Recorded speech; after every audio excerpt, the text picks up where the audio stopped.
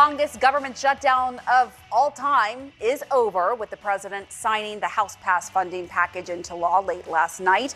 But the work to reopen the government is just beginning. Federal employees now are waiting for 43 days of back pay. Air travel remains slow to dozens of the nation's busiest hubs, all still under Tuesday's FAA order to cancel 6% of flights. The 42 million Americans who rely on SNAP food assistance may still have to wait a bit until they get their November benefits. Agriculture Secretary Brooke Rollins told me this morning. Hopefully by the end of this week, most will receive it at the very latest on Monday. It's moving, it's coming, and for those who really depend on it, good news is on the way. All right, let's get to CNN's Caitlin Collins. Caitlin? Yeah, Pam, obviously the president signing that bill, as you noted, late last night here. You don't often see him in the Oval Office around 10 p.m., but he was surrounded by the House Speaker, Mike Johnson, and other Republican members of Congress as they were celebrating this longest government shutdown on record now coming to an end. But it does take some time, as you noted, for the federal government to get back open. And, you know, the SNAP benefits that have been at the center of this fight in the last few weeks of this government shutdown that has been such a big concern for people in different states, and whether or not they were getting part of their benefits, all of their benefits, or none of them, that still takes some time to go into effect, despite what the Ag Secretary Brooke Rollins said about that starting to get into place. A lot of these states are still having to deal with what this looks like as the federal government is reopening. It's not something they can just do with a magic wand. And so obviously we'll be watching that closely to see how that process plays out.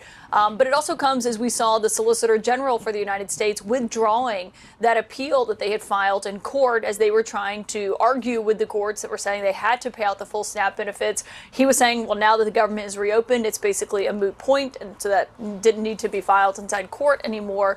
But overall, Pam, as the White House is getting over this government shutdown and now moving forward and dealing with the fallout of other things that were also a result of this shutdown ending, like the Jeffrey Epstein discharge petition that got its 218th signature when that new House Democrat was sworn in last night.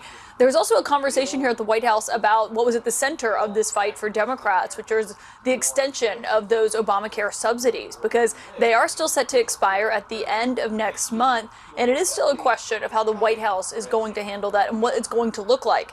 The president has been railing against Obamacare in the last few days. He did so last night as he was signing that bill inside the Oval Office and talking about how expensive it was.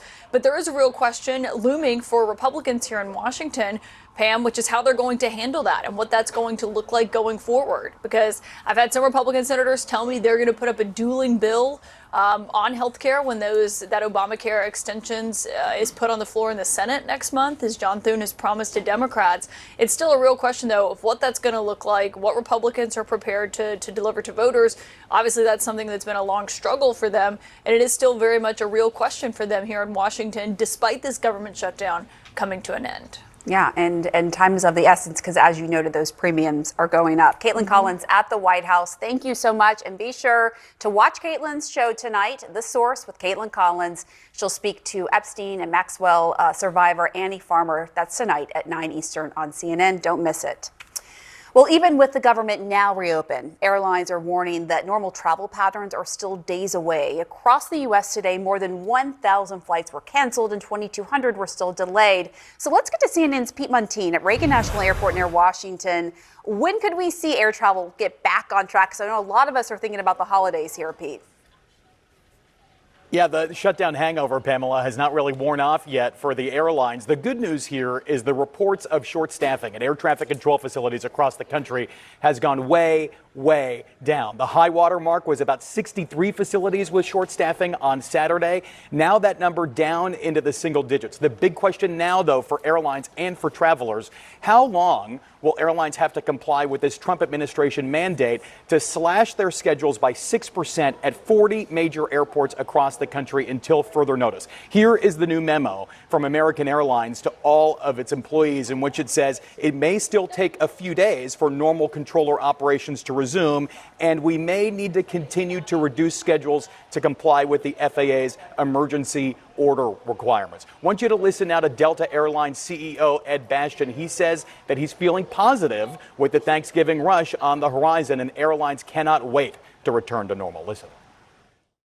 I think we'll be back a lot faster than people think. The last couple of days actually were pretty good. Were they? The staffing, as soon as the Senate deal on Monday got approved, staffing levels almost overnight improved dramatically. We will be back to normal this weekend. Yesterday, we were over 90% on time system-wide, every flight, all day long. And no concerns about Thanksgiving? No concerns. Okay. Thanksgiving is going to be a great holiday period to travel.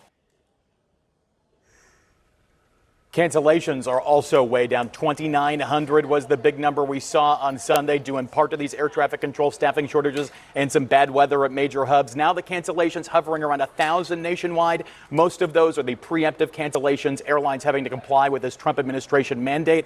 They're having to cancel flights 4 days out per that new emergency order. So even if the Trump administration did away with that tomorrow, these cancellations would stretch